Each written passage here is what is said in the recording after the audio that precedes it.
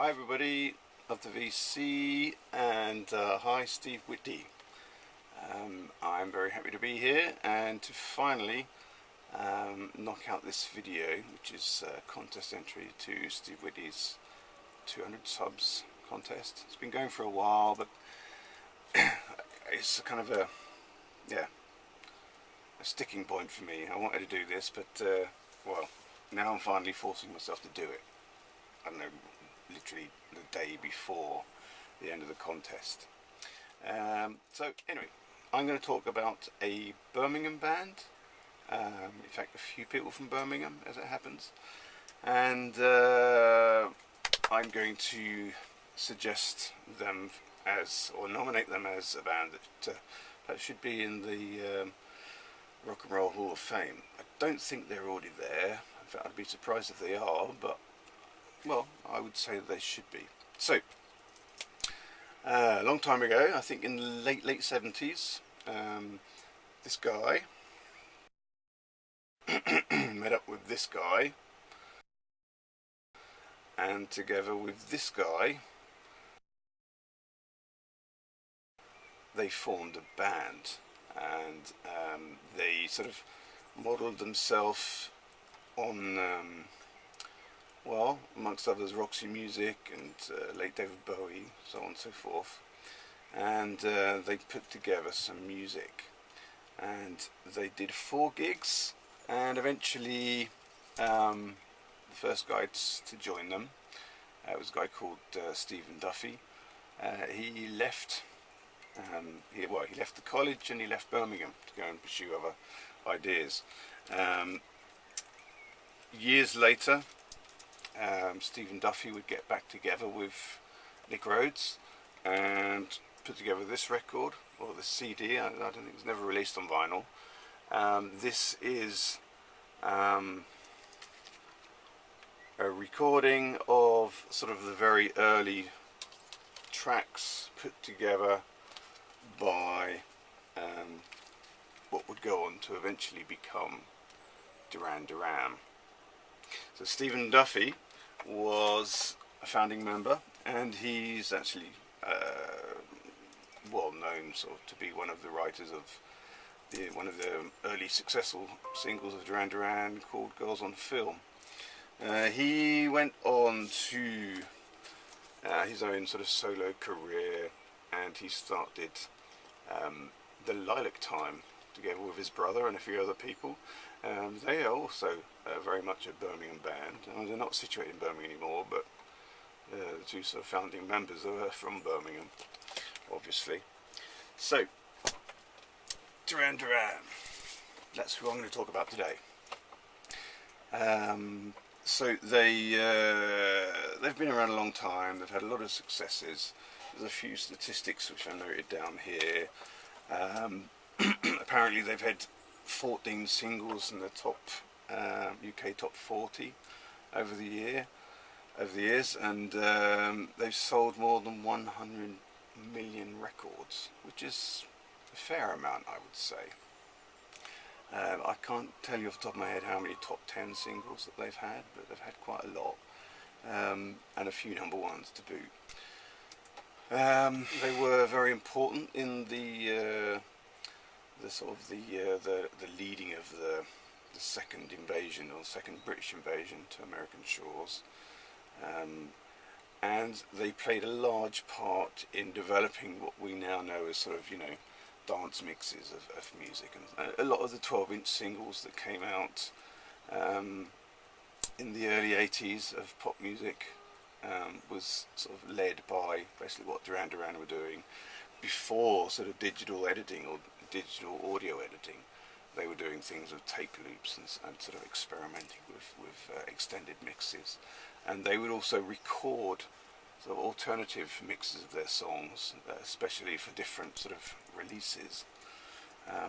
So they were also very important in terms of being one of the bands that took as much opportunity as they could of MTV, and MTV also took a lot of opportunity from Duran Duran as well as other bands, but you know, Duran Duran embraced making videos. I think they quite enjoyed it and they excelled at it. They put a lot of effort into it, and it paid off because MTV showed a lot of their videos, which was great for everybody. And in turn, MTV sort of grew because of the popularity of the bands that, like Duran Duran, that they were showing. So I'm going to show you some of my Duran Duran collection. Well, I'm going to try and show most of it and a few other sort of branch off things. I want to try and keep this video fairly short because although I do want to try and show as many of parts of my Duran Duran collection as I possibly can. It's going to be tricky. I've done this a couple of times and never managed to get it in under an hour, so I'm really going to kind of bite my tongue a lot of the time and not say much. I don't have, unfortunately, the very first single of Duran Duran, which was Planet Earth. I just don't have it. And so I'll go, the next single after that was a single called Careless Memories.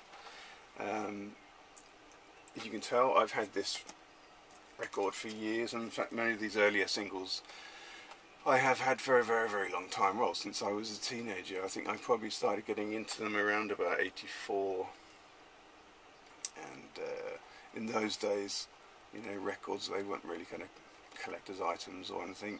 You probably sort of, as a teenager in those days, you gave them as much care and consideration as, you know, teenagers gave CDs in the decade before last, sort of thing. So that's why some of these haven't fared very well. Great thing about Duran Duran singles is that most of them have really good B-sides, which is a lovely thing, I think, that you just don't get these days. Bands, as far as I know, don't release B-sides, or you know, they don't issue B-sides with their MP3 files and things. But Duran Duran did a great job. This is my only version of Girls on Film by Duran Duran. It's in a generic cover. It's one that I bought in the US when I lived there. I just stumbled upon it, paid very little for it. It's one of these sort of radio issues. Duran Duran. Yeah, it's one of these radio sort of issues. I think it even says at the bottom down here, not for sale.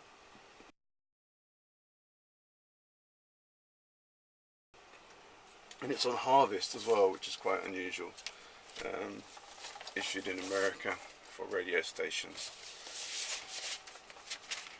Of Girls on Film. Girls on Film was a huge hit. It was the hit that the band themselves wanted to release, the song they wanted to release as first single, but EMI, who they were signed to, didn't want them to. They wanted to try Planet Earth, and then they wanted to release Careless Memories, which didn't do so well as singles, and then the band said, well, let us just do Girls on Film now, since you've had your go. And they released it, and yeah, it became very, very successful. I like to think if you listen to Duran Duran's earlier stuff, particularly Girls on Film, you can almost hear their sort of fanaticism for Roxy music. You can hear the. I don't think they rip off any of their songs, but you can hear the groove that they're getting from Roxy music. So here's the first Duran Duran album. My copy is the American issue, which is slightly different from the UK issue. There's a different order of songs, and I think one or two of the tracks are different too, but that's essentially the first album. After that, before they released their next album, they released another single, My Own Way, and this is a non-album single, so they kind of did it as a sort of a filler, if you like, until they were ready to release the next album. Sort of, you know, gain on the success that they had with singles from the next album. We have Hungry Like the Wolf, great track, always enjoyed that. Again, very popular song. Rio, it's an old one. Rio Part 2, that always used to confuse me. It's just really basically the sort of longer dance version of Rio, and they've called the sort of the radio edit Rio Part 1 on the back there. I think the last single from that album is Save a Prayer. I was watching a video recently of Adam 80s Heaven, and he listed Save a Prayer as being one of his favourite Duran Duran singles, perhaps the favourite Duran Duran song. For me, it's the least favourite. I've never really enjoyed it. I mean, it's okay, but I think they've done so much other stronger work that's really not, you know, to my liking as much. So those singles came from this album, Rio. For me, this is the sort of the peak, the pinnacle. I love this record. I taught myself to read to this record.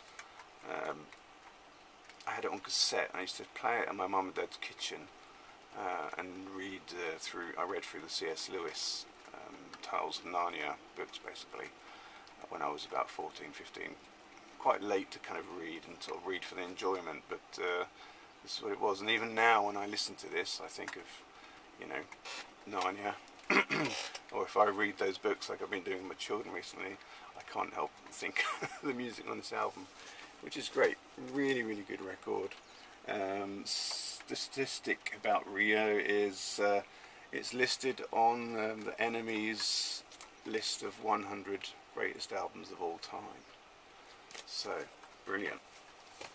After that, it released another single. Again, it's like a non-album single.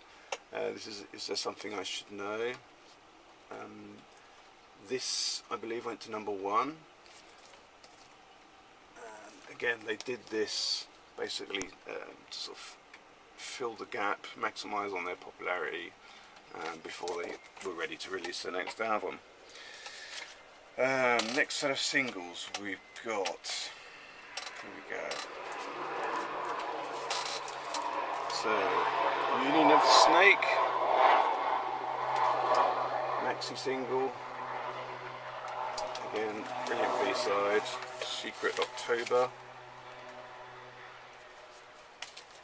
We've got New Moon on Monday. And like I said before, what's brilliant about a lot of these singles is that you know, yeah, the 12-inch versions are just fantastic. They're brilliant. You know, they're really sort of stretching out the song, and not sort of, you know, putting in filler, but just taking it a different direction. I mean, by this time they're kind of being referred to as dance music, but it's nothing like the dance music, you know, you hear these days. But I guess the idea was that people would dance to it. So, and those singles came from this album. Now, this is really where I came on the scene. This was my first Duran Duran album,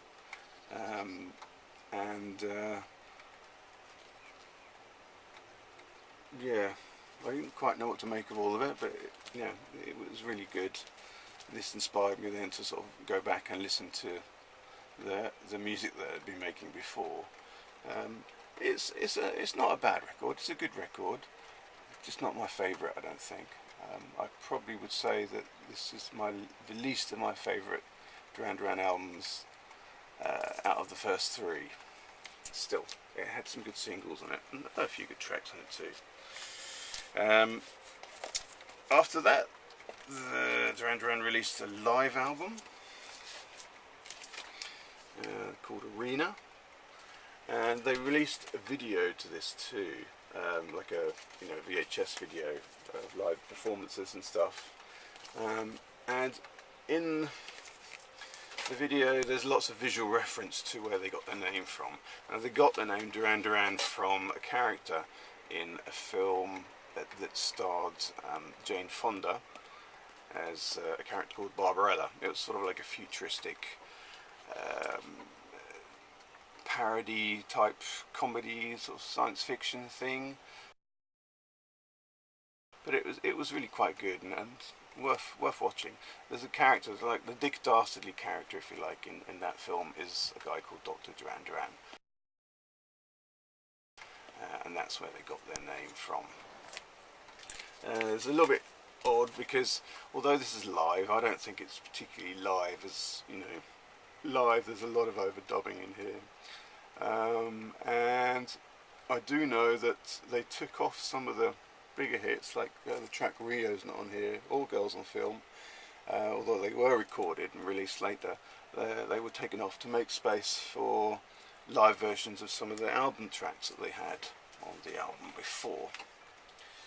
Just trying to sort of push that record. Also, what's unusual about it is it's got a non-live track, a single, Wild Boys.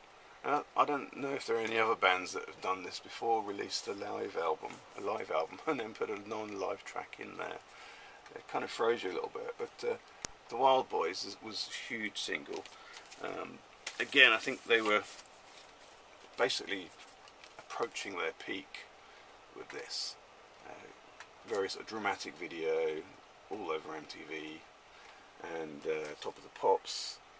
I think they're approaching their peak with this. Shortly after the Wild Boys, they become involved in making the theme music for a James Bond 007 film theme music, and this is it, View to a Kill.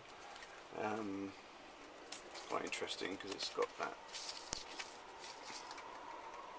Roger Moore appearing like that on the cutout. I don't know if this was released on 12-inch. If it was, I'd be interested in getting hold of a copy of it. I don't think they ever made a 12-inch mix of it. So at this point, Duran Duran sort of decided to, okay, take a bit of a break and not separate or split up, but basically take a break and do some different things. So you had Andy Taylor, who'd sort of become friends meanwhile with a bunch of other people, and he'd got married and moved abroad, so he was mixing with some other people like Steve Jones, for instance, from the Sex Pistols. He'd become friendly with Rod Stewart, Ronnie Wood, who was starting to rub shoulders with sort of people like that. He also met Robert Palmer, which led to him being the guitarist on Addicted to Love, and from there he formed Power Station together with John Taylor from Duran Duran. And I think really it was just an opportunity for him to kind of get out of this situation where he was in a band that was essentially keyboard and style dominated, and sort of really stretch his rock muscles. So the Power Station, they got together and released this album, 33 1/3, and really important record for me this was, because it really sort of got me into rock music, or started me to get into rock music. And the single, Communication, 12-inch, and of course this one, Get It On. Thankfully, because they did this, it comes in the record, it sort of brought my attention to T-Rex and Mark Verlin, and other sort of guitar orientated music. Around about that time, or a little bit before maybe, John Taylor had released a single. So this is I Do What I Do. It's theme for 9.5 Weeks film. It's not particularly brilliant. I think there are horses for courses, and I think John Taylor could have done a much better job, I think, with that record. There you go. And at the same time, when they were off doing their thing, the rest of Duran Duran, Nick Rhodes, Simon Le Bon, and Roger Taylor, the drummer, they basically did the opposite thing. They kind of went further away from the sort of rocky guitar-driven music and went further, I would say, into the more sort of electronic, very ambient-sounding keyboard-style music with this, which is Arcadia, and the album So Red the Rose. This again is a wonderful, wonderful record. Really, really good. It's one of those records that, you know, I've listened to it for over the years, and I'm still sort of finding things on it. I still don't really feel that I know the record very well yet. I mean, I do. I know I've listened to it hundreds of times, but I haven't got bored of it. And occasionally I pull it out and put it on and think, oh yeah, could listen to that more. Well, they had some great singles. This was Election Day, the first single. Had a cameo appearance of Grace Jones on that, who was also in the View to a Kill film, the James Bond film. Another single from that album, Promise, Arcadia. What have we got here? The Flame, I think that was one of the latter singles from that particular album. So far so good. And then they got together, and I think before going any further, they did Live Aid. That was a point where Andy Taylor, the guitar player, really felt that he didn't want to be in Duran Duran anymore. I read his book, and it was, I think, laying in his sort of dressing room after the performance in, I think they were in America, performing on Live Aid, when he really felt that he just didn't want to be part of it anymore. So that moves us on to the next album, which is this one, Notorious. Still got the price tag on it. Incidentally, this was the first record, or the first album that I'd got, one of the first albums that I'd got on CD. I remember it being 1987, I think, 86, 87-ish. And I got it, yeah, 1986, and I was in sixth form in England, and I'd got a CD player for my Christmas, and that was kind of a big thing in those days, you know, because they were fairly new on the scene. And one of the CDs that I got for Christmas with that was this album. So it reminds me a lot of Christmas when I listen to it.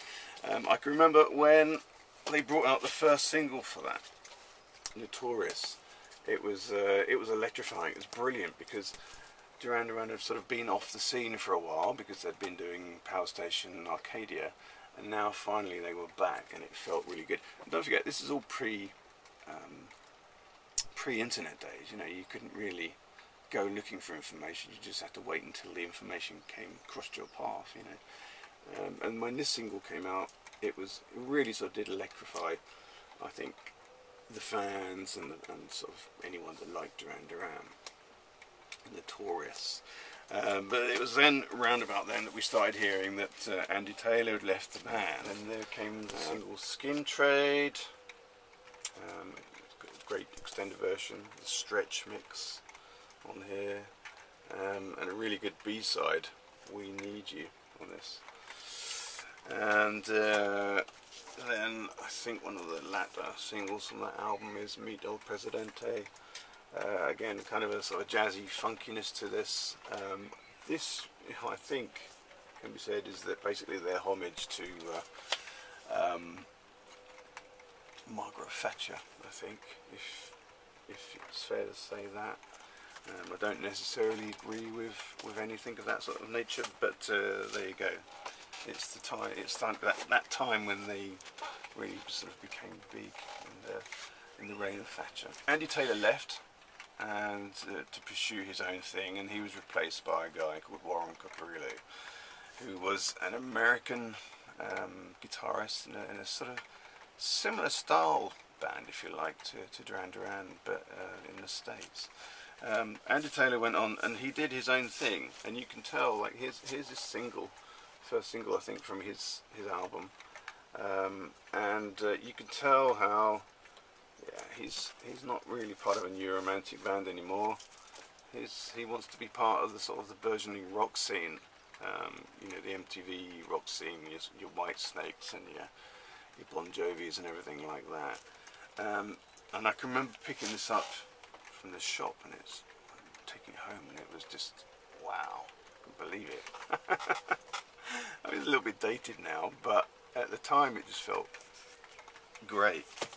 And that again was another thing that led me into sort of getting into metal. So the next album was an album called Big Thing. Here we go. And this really sort of brilliant record. I like it a lot, but it really did sort of divide opinion. I can remember bringing this into art college when it came out, and playing it. Yeah, I first got it on CD, but playing it in my sort of studio where I was there, and there was.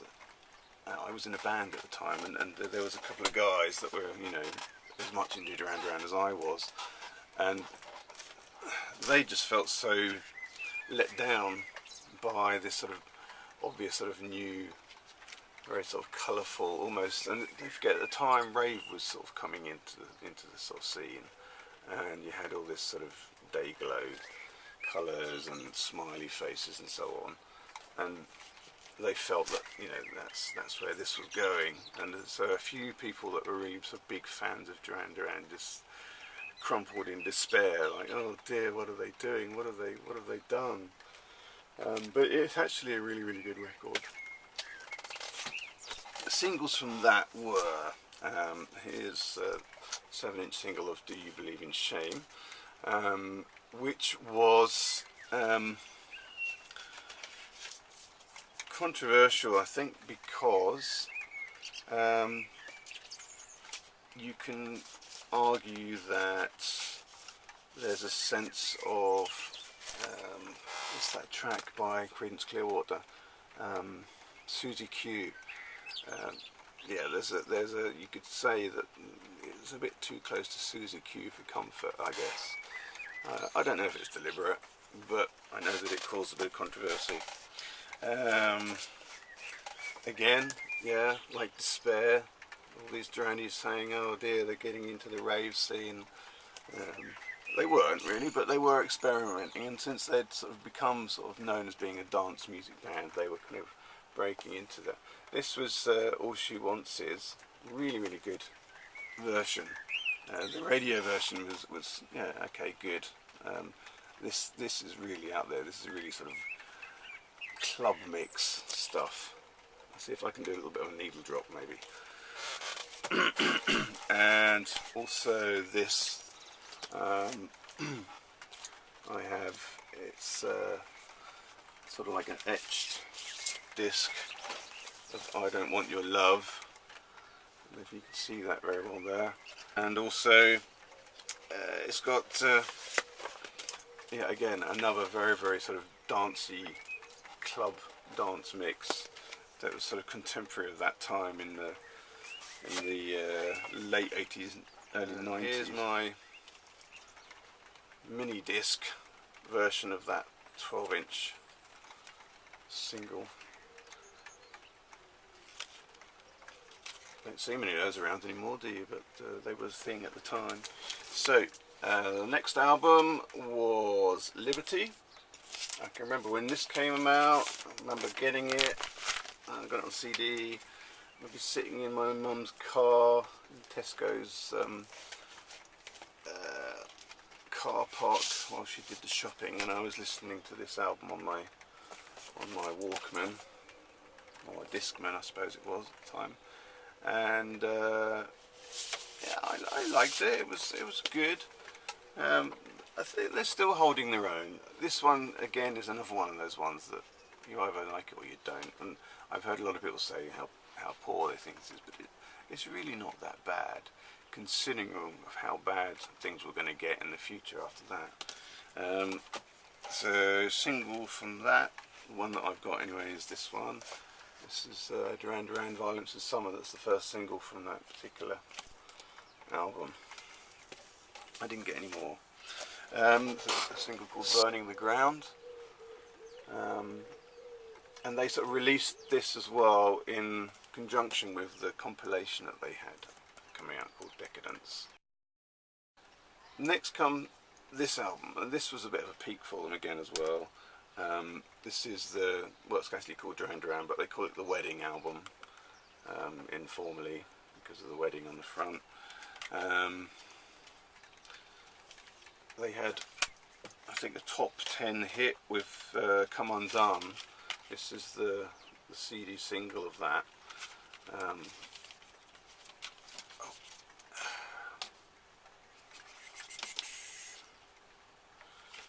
And they sort of seem to be back on everybody's lips again, but I think it was fairly short-lived. They did one of these albums, like a covers album, where they cover songs by other people, basically sort of to let you know who their influences are.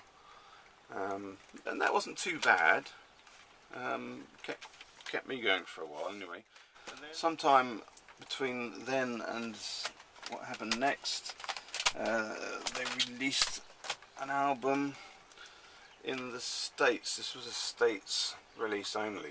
They didn't release this in Europe, not officially anyway. And it's to this day, you know, one of those things that I've never really paid much attention. I think I listened to it once. I couldn't tell you the songs on it. Anyway, and then came Pop Trash, which was really, I don't know, dismal. It's no way of describing that. It's just bad. And by this time, it was only two original members, Nick Rhodes and Simon Le Bon. They've got Warren Cockerillo there, but he wasn't an original member, and I don't know how much he was involved in writing.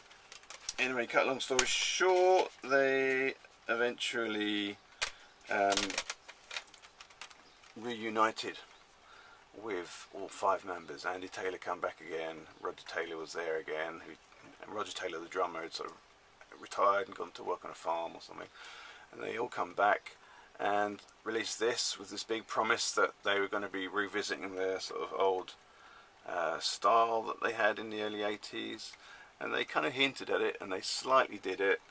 Had a fair amount of success. They were back in the charts again with this album and with some of the music from here. Yeah, just when things seemed to be working out for them after an astronaut, they released this album, Red Carpet Massacre, and this was the second time that Andy Taylor left the band.